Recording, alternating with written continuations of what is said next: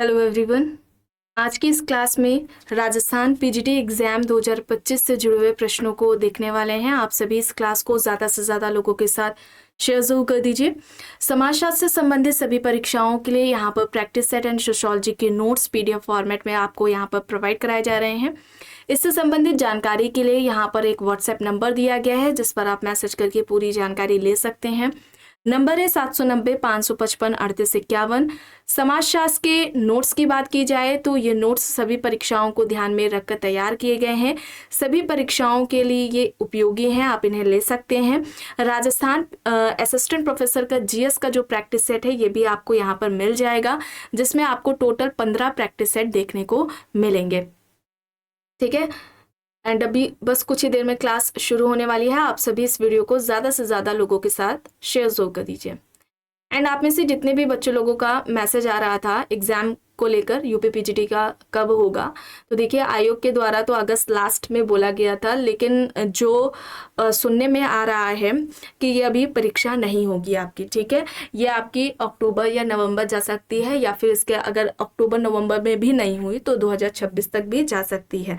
ठीक है, लेकिन आपको पढ़ते रहना है जब तक कि आयोग के द्वारा कोई नोटिस नहीं जारी की गई। इसलिए ये काफ़ी पहले से मुझे पता था, लेकिन आपको बताया नहीं जा रहा था क्योंकि डिमोटिवेट हो रहे थे बच्चे। जाहिर सी बात है, इतने साल हो गए, 3 साल लगभग पूरे हो चुके हैं और परीक्षा अभी तक नहीं हुई है, तो डिमोटिवेट होना भी ज़रूरी है। स्वाभाविक सी बात है, बच्चे होंगे ही। आप लोगों को पढ़ते रहना है जब तक कि नोटिस आयोग के द्वारा जारी नहीं की गई है। ठीक है, हो सकता है ये अक्टूबर या नवंबर तक जाए, या फिर अगर इसमें भी अगर ये नहीं करा पाए तो ये 2026 में एग्जाम कराएंगे। ठीक है, लेकिन आपको बराबर पढ़ते रहना है। अभी इन्होंने अगस्त लास्ट वीक में बोला है कि आपकी परीक्षा कराएंगे, लेकिन इनके द्वारा कोई भी डेट की जो नोटिस है वो जारी नहीं की गई है कि परीक्षा की जो तिथि है, एग्जाम आपका किस डेट को होगा, इसकी नोटिस नहीं जारी की गई है। ठीक है, सुनने में आ रहा है कि ये परीक्षा अभी नहीं होगी, अक्टूबर नवंबर या फिर 2026 तक आगे जा सकती है, लेकिन आपको पढ़ते रहना है। ठीक है, पढ़ाई नहीं छोड़नी है आपको। चलिए यहाँ पर देखिए, प्रश्न है वैश्वीकरण द्वंद्वात्मक है जिसके सकारात्मक और नकारात्मक दोनों प्रकार के परिणाम होते हैं। निम्न में से कौन सा इस द्विआधारी द्वैधता के अनुसार नहीं है? ऑप्शंस है सार्वभौमिकरण बनाम विशिष्टीकरण, सजातीकरण बनाम विभेदीकरण, केंद्रीकरण बनाम सानिध्यता, एकीकरण बनाम विखंडन। वैश्वीकरण द्वंद्वात्मक है जिसके सकारात्मक और नकारात्मक दोनों प्रकार के परिणाम होते हैं। निम्न में से कौन सा इस द्विआधारी द्वैधता के अनुसार नहीं है? यहां पर क्या होगा? राइट आंसर यहाँ पर केंद्रीकरण बनाम सानिध्यता होगा। थर्ड यहाँ पर राइट होगा। ठीक है, थर्ड यहाँ पर राइट होगा। अब ग्लोबलाइजेशन की बात करें, भूमंडलीकरण या वैश्वीकरण की बात करें, तो सबसे पहले किसके द्वारा बात की गई है? 1992 में। ठीक है, 1992 में रॉबर्टसन। ठीक है, रॉबर्टसन ने वैश्वीकरण की बात समाजशास्त्र में की थी। रॉबर्टसन ने समाजशास्त्र में सबसे पहले 1992 में समाजशास्त्र में रॉबर्टसन ने ग्लोबलाइजेशन की बात की थी। अगर हम कहें वैश्वीकरण के जनक, पूछा जाए वैश्वीकरण के जनक कौन है, तो रॉबर्टसन है। ठीक है, रॉबर्टसन है वैश्वीकरण के जनक, इसे आप याद रखेंगे। और वॉलेस्टीन का एक वर्ल्ड सिस्टम थ्योरी यानी कि विश्व व्यवस्था का सिद्धांत, यह आता है विश्व व्यवस्था सिद्धांत किसके द्वारा दिया गया है? तो याद रखिएगा वॉलेस्टीन। किसने दिया है? वॉलेस्टीन ने वर्ल्ड सिस्टम थ्योरी दी है। हिस्टोरिकल कैपिटलिज्म इनकी पुस्तक है। ठीक है,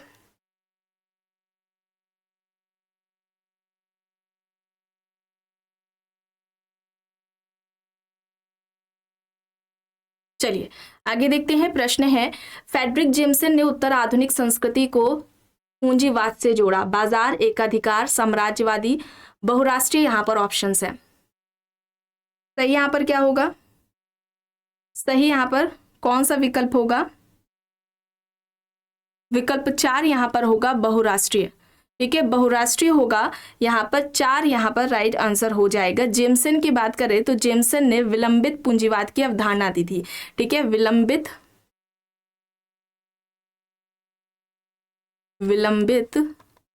पूंजीवाद की अवधारणा किसकी है?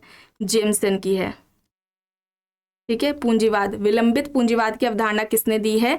जेम्सन ने दी है, ये याद रखेंगे आप। और उत्तर आधुनिकता विलंबित पूंजीवाद का सांस्कृतिक तर्क है, ये इनका स्टेटमेंट आता है, इसे भी आप याद रखेंगे। ये इनके द्वारा, जेम्सन के द्वारा बात कही गई है कि उत्तर आधुनिकता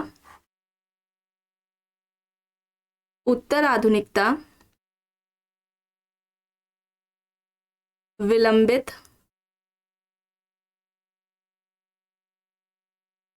पूंजीवाद का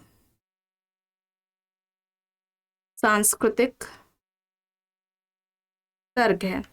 उत्तर आधुनिक समाज को संस्कृति प्रधान समाज इनके द्वारा कहा गया है। उत्तर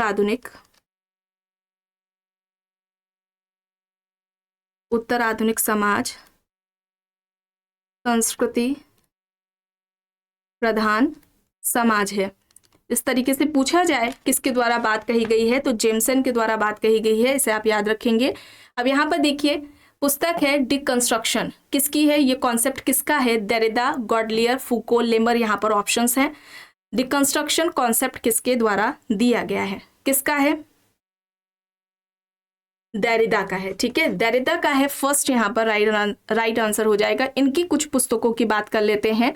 तो एक इनकी पुस्तक है द ग्लास। ठीक है, द ग्लास इनकी पुस्तक है जो कि आती है 1974 में, द ग्लास हो जाएगी। इसके अलावा स्पीच एंड फिनोमेना, ठीक है, स्पीच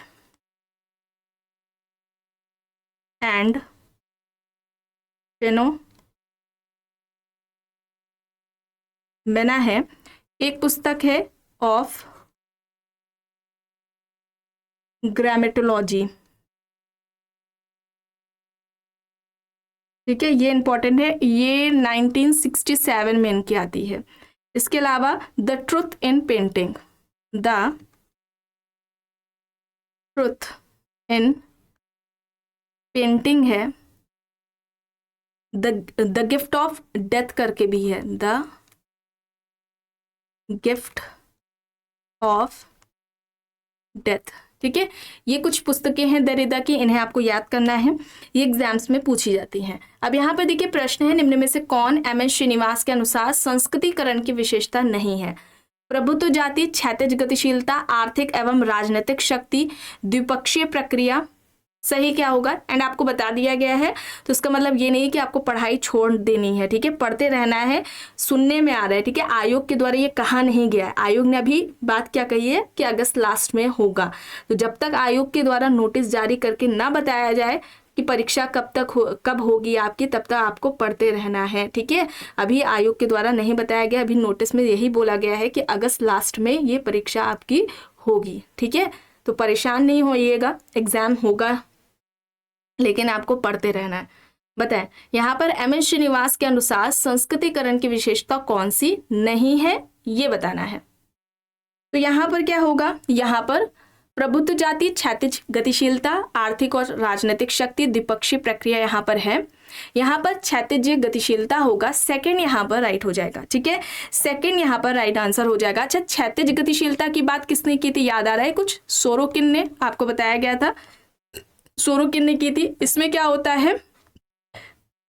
इसमें पद में परिवर्तन होता है व्यक्ति के? नहीं। ठीक है, इसमें क्या होता है? स्थान परिवर्तन होता है, स्थान परिवर्तन होता है, स्थान परिवर्तन होता है। ठीक है, व्यक्ति किस एक कारखाने में काम करने वाला जो व्यक्ति है, ठीक है, वो दूसरे कारखाने में जाकर काम कर रहा है मजदूरी का, तो उसका जो पद है, पोजीशन है, वो वही है, उसमें किसी भी तरह का कोई भी बदलाव नहीं देखने को मिला है। लेकिन स्थान, एक फैक्ट्री को छोड़कर दूसरी फैक्ट्री में जाकर काम कर रहा है, तो स्थान में परिवर्तन है। क्षैतिज गतिशीलता की बात श्रीनिवास ने संस्कृतिकरण में नहीं की है, ये बात सोरोकिन के द्वारा की गई है। यहाँ पर सेकेंड राइट आंसर हो जाएगा। ठीक है, ये याद रखिएगा, संस्कृतिकरण में पद में परिवर्तन की बात की गई है श्रीनिवास के द्वारा। यहाँ पर प्रश्न है कि किसने स्वयं को मार्क्स शास्त्री कहलाना पसंद किया है? Radha Kamal Mukherjee, GS Ghurye, M N Srinivas, DP Mukherjee, यहाँ पर ऑप्शंस हैं। स्वयं को मार्क्स शास्त्री कहलाना पसंद किया डीपी मुखर्जी, ढूंढर्टी प्रसाद मुखर्जी है फोर्थ, यहाँ पर राइट आंसर हो जाएगा। समाजशास्त्र परंपराओं का अध्ययन है, इनके द्वारा ये बात कही गई थी कि समाजशास्त्र परंपराओं का अध्ययन है। याद रखिएगा, जितने भी फैक्ट्स बताए जाते हैं इंपॉर्टेंट रहते हैं एग्जाम्स के लिए। समाजशास्त्र परंपराओं का अध्ययन है, ये किसके द्वारा कहा गया है, इसके द्वारा बात कही गई है, डीपी मुखर्जी के द्वारा कही गई है। और इनके द्वारा ये बात भी कही गई थी कि भारतीय समाज का अगर हमें अध्ययन करना है तो हमें भारतीय परंपराओं का अध्ययन करना ज़रूरी है। हमारे पास भारतीय परंपराओं का ज्ञान होना ज़रूरी है। अगर हम चाहते हैं कि भारतीय समाज का अध्ययन करें, हम भारतीय समाज के अध्ययन के लिए भारतीय परंपराओं का अध्ययन करना ज़रूरी है। और 3 तरह की परंपराओं की बात भी इनके द्वारा की गई थी, प्राथमिक परंपरा, द्वितीयक परंपरा और तृतीयक परंपरा। इनकी कुछ पुस्तकों के बारे में बात की जाए तो एक पुस्तक इनकी है बेसिक कॉन्सेप्ट्स इन सोशियोलॉजी, बेसिक कॉन्सेप्ट्स इन सोशियोलॉजी। ठीक है, ये इनकी पुस्तक है, 1932 में ये आती है, ये याद रखेंगे डीपी मुखर्जी की। फिर मॉडर्न इंडियन कल्चर है, मॉडर्न इंडियन कल्चर। ठीक है, मॉडर्न इंडियन कल्चर है, ये इनकी पुस्तक है, 1942 में ये आती है, इंपॉर्टेंट है, ये याद रखिएगा। Problems of Indian youth, problems of Indian youth. ठीक है, ये है 1946 में आती है। व्यू एंड काउंटर व्यू है, व्यू एंड काउंटर व्यू है, 1946 में आती है। डाइवर्सिटीज है, ये तो कई बार पूछी गई है,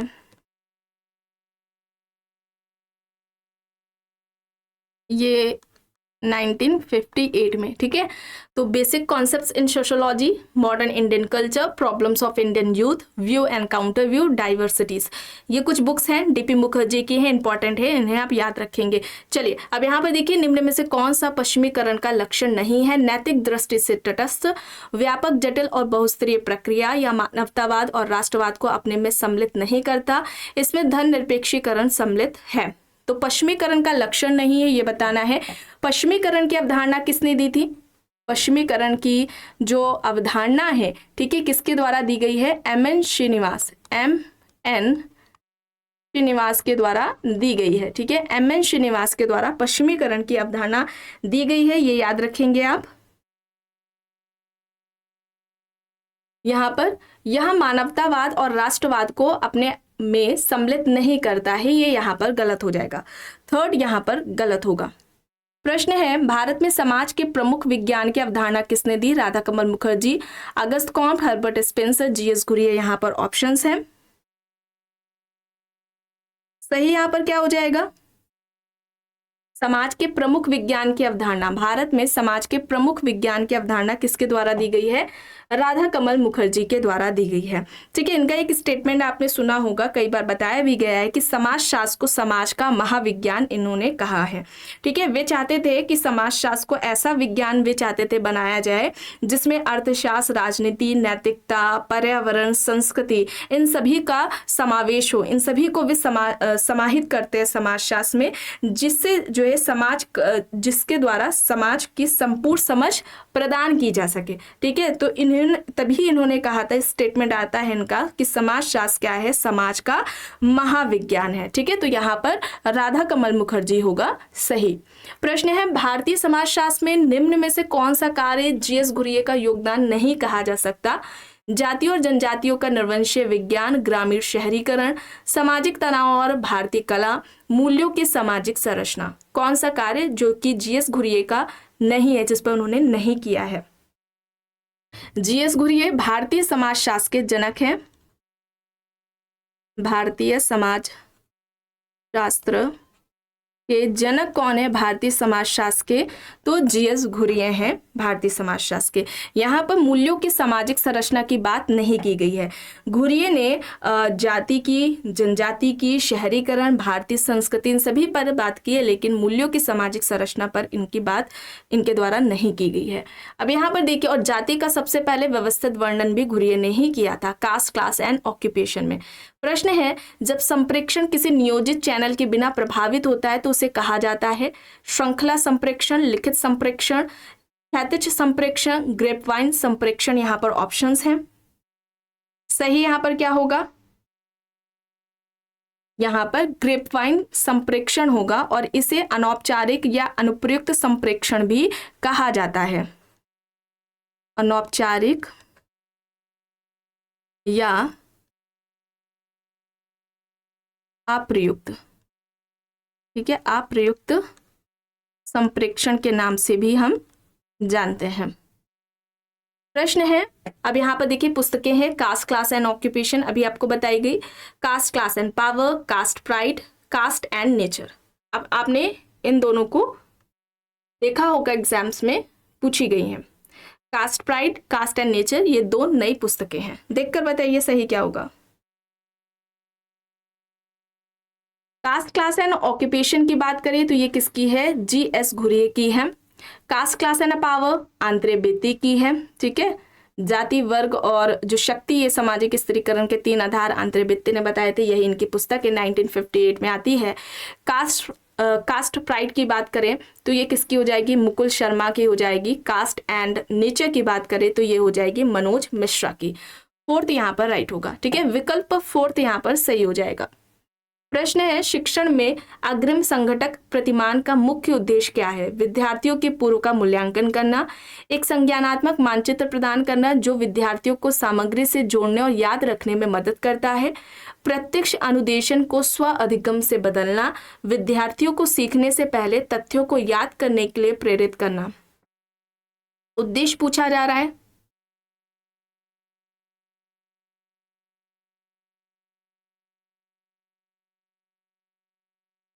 सही क्या होगा। और ये अग्रिम संघटक प्रतिमान, ठीक है, इसको डेवलप्ड किसने किया था, किसके द्वारा ये दिया गया है, तो यहाँ पर डेविड ऑजुबेल नाम है इनका, ठीक है, डेविड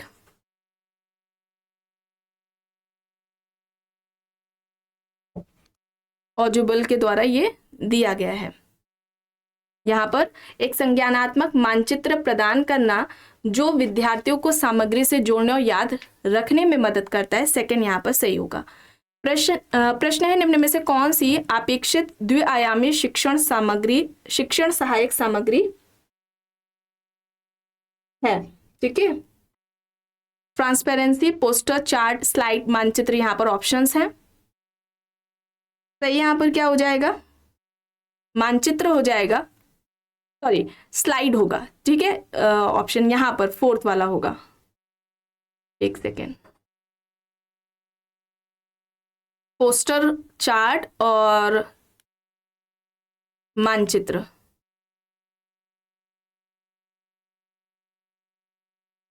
ठीक है, पोस्टर, चार्ट, स्लाइड और यहाँ पर ये 5th वाला तो अनुत्तरित वाला है, ठीक है, तो यहाँ पर ये होगा पोस्टर, चार्ट, स्लाइड होगा, 4th यहाँ पर सही होगा। प्रश्न है, शिक्षण प्रतिमानों से संबंधित निम्न में से कौन सा कथन यहाँ पर सही है। तो देखिए, पहला है, अग्रिम व्यवस्थापक प्रतिमान द्वारा व्यक्तिगत क्षमताओं का विकास एवं सिद्धांतों का बोध कराया जाता है। केवल प्रशिक्षण प्रतिमान द्वारा प्रत्यय एवं तथ्यों का अवबोध एवं ज्ञानात्मक पक्ष का विकास किया जाता है। संप्रत्यय उपलब्धि प्रतिमान प्राथमिक रूप से आगमन, तर्क एवं अवधारणा के विकास के लिए उपयोगी है। सूचना प्रक्रिया प्रतिमान का विकास कार्ल रोजर द्वारा किया गया है। सही यहाँ पर क्या होगा,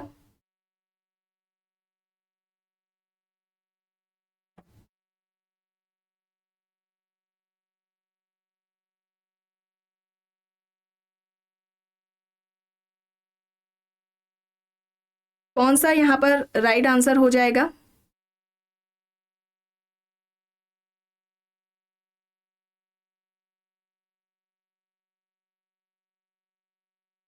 यहाँ पर संप्रत्यय उपलब्धि प्रतिमान प्राथमिक रूप से आगमन, तर्क एवं अवधारणा के विकास के लिए उपयोगी है, ठीक है, 3rd यहाँ पर राइट आंसर हो जाएगा। और संप्रत्यय उपलब्धि जो प्रतिमान है ये किसके द्वारा दिया गया है, जेरोम ब्रूनर के द्वारा,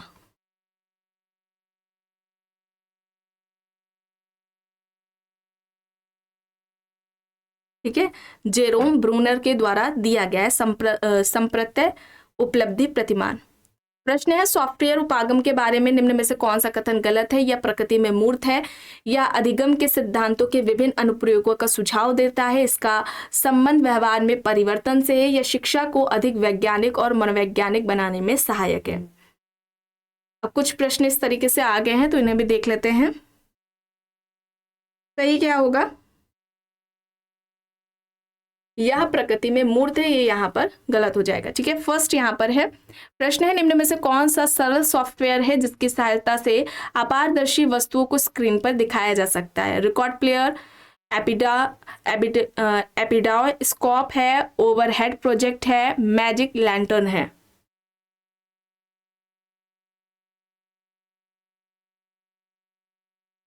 राइट, यहाँ पर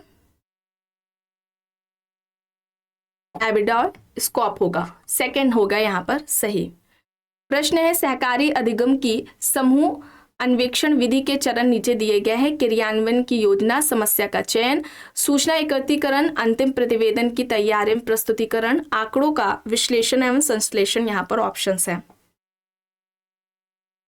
राइट, यहाँ पर क्या होगा?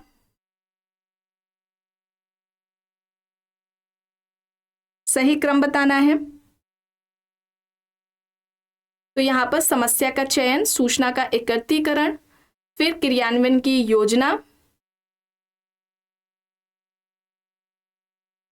आंकड़ों का विश्लेषण और संश्लेषण, फिर अंतिम प्रतिवेदन की तैयारी एवं प्रस्तुतिकरण। फर्स्ट यहाँ पर हो जाएगा। ठीक है, फर्स्ट यहाँ पर राइट आंसर हो जाएगा।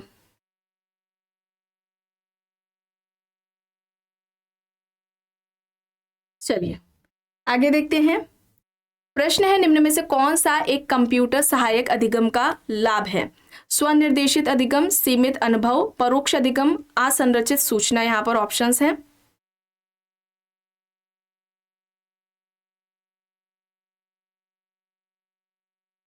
स्वनिर्देशित अधिगम होगा यहाँ पर, फर्स्ट यहाँ पर होगा। प्रश्न है, कंप्यूटर सहायक अधिगम की ड्रिल विधि के बारे में निम्न में से कौन सा कथन सही नहीं है? यह कमजोरियों को दूर करने के लिए अभ्यासों के पैटर्न को अपनाता है, या सीखने की गति अधिगमकर्ता द्वारा नियंत्रित होती है, इसमें प्रतिपुष्टि प्रावधान है, अभ्यास प्रश्न उसी समय बनाए जाते हैं।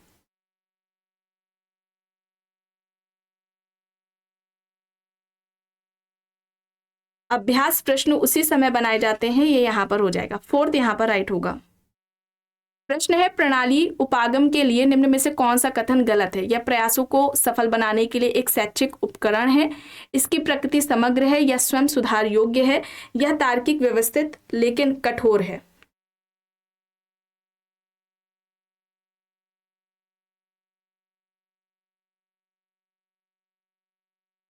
राइट, यहां पर क्या हो जाएगा? यह तार्किक व्यवस्थित लेकिन कठोर है, यहां पर फोर्थ यहां पर हो जाएगा। ठीक है, प्रश्न है, योगेंद्र सिंह ने समाज के अध्ययन के लिए किस दृष्टिकोण का प्रयोग नहीं किया? प्रकार्यात्मक दृष्टिकोण, इंडोलॉजिकल दृष्टिकोण, सांस्कृतिक दृष्टिकोण, संरचनात्मक दृष्टिकोण। यहां पर ऑप्शंस दिए गए हैं, बताएं। यहाँ पर देखिए इंडोलॉजिकल दृष्टिकोण होगा। ठीक है, इंडोलॉजिकल होगा, यहाँ पर सेकंड राइट आंसर हो जाएगा। अच्छा, इसका प्रयोग किसने किया है? प्रमुख रूप से अगर हम बात करें तो घुरिये ने, और इसके अलावा डीपी मुखर्जी ने। ठीक है, इंडोलॉजिकल यहाँ पर सेकंड राइट आंसर हो जाएगा। प्रश्न है, इंडियन सोशियोलॉजिकल सोसाइटी के संस्थापक अध्यक्ष कौन थे? जीएस घुरिये, आर के मुखर्जी, पीएच प्रभु, डीपी मुखर्जी। यहाँ पर ऑप्शन है। इंडियन सोशियोलॉजिकल सोसाइटी के कौन थे अध्यक्ष? जीएस घुरिये थे। और कब स्थापना की गई थी इसकी? तो 1951 में की गई थी, इसे भी आपको याद रखना है। इसका उद्देश्य था कि भारत में जो समाजशास्त्र का अध्ययन है और जो समाजशास्त्र पे जो शोध है उसको बढ़ावा दिया जाए। ठीक है, ये इसका उद्देश्य था। प्रश्न है, निम्न में से कौन समन्वयात्मक संप्रदाय का समर्थक नहीं है? Hobhouse, Sorokin, Durkheim, Veerkant. यहाँ पर ऑप्शन है। देखिए, समन्वयात्मक संप्रदाय का समर्थक नहीं है, यह प्रश्न पूछा जा रहा है, तो यहाँ पर क्या होगा? यहाँ पर वीरकांत होगा। ठीक है, वीरकांत होगा, यहाँ पर फोर्थ होगा। ठीक है, फोर्थ यहाँ पर वीरकांत होगा। प्रश्न है, समाजशास्त्र का पहला विभाग 1919 में किस भारतीय विश्वविद्यालय में स्थापित किया गया था? कलकत्ता विश्वविद्यालय, लखनऊ विश्वविद्यालय, बंबई विश्वविद्यालय और पुणे विश्वविद्यालय यहाँ पर दिया गया है। यहाँ पर 1919 में पूछा जा रहा है और सबसे पहला, तो बम्बई विश्वविद्यालय था, ठीक है, 1919 में बम्बई विश्वविद्यालय में पैट्रिक गिडिक्स की अध्यक्षता में। और लखनऊ विश्वविद्यालय में समाजशास्त्र का जो कार्य है या अध्ययन अध्यापन का जो कार्य है वो कब से शुरू किया गया है, ये आपको कमेंट बॉक्स में बताना है। अब देखिए यहाँ पर प्रश्न है, समाजशास्त्र सामाजिक समूह का विज्ञान है। ऑप्शंस में George Simmel, HM. Johnson, Auguste Comte, Karl Marx यहाँ पर दिए गए हैं। समाजशास्त्र सामाजिक समूहों का विज्ञान है। किसने कहा है? एच.एम. जॉनसन के द्वारा ये बात कही गई है। समाजशास्त्र को इन्होंने इस तरीके से परिभाषित किया था। और अगस्त कॉम्ट के बारे में बात की जाए तो समाजशास्त्र की जो अध्ययन की इकाई है, या अगर हम कहें समाजशास्त्र की विषय वस्तु या अध्ययन इकाई, किसको बताया है? परिवार, फैमिली को। किसने? अगस्त कॉम्ट ने, जो कि समाजशास्त्र के जनक हैं। ठीक है, ये याद रखिएगा। परिवार समाज की कोशिका है, इनके द्वारा बात कही गई थी। परिवार समाज की कोशिका है। इंपॉर्टेंट है, इस तरीके से एग्जाम्स में पूछा जाता है, इसे याद रखेंगे आप। आखिरी प्रश्न है, इनमें से कौन सी पुस्तक जीएस घुरिये द्वारा नहीं लिखी गई है? Cities and civilisation, social ecology, gods and man, social tension in India, यहाँ पर ऑप्शंस हैं। कौन सी पुस्तक है जो कि जीएस घुरिये के द्वारा नहीं लिखी गई है? Social ecology. बाकी सारी पुस्तकें इनकी है, यहाँ पर सेकंड हो जाएगा सही। तो आज की इस क्लास में बस इतना ही। आई होप ये आपको पसंद आई होगी। अगर पसंद आई है तो प्लीज़ लाइक करिएगा, कमेंट करके ज़रूर बताइएगा।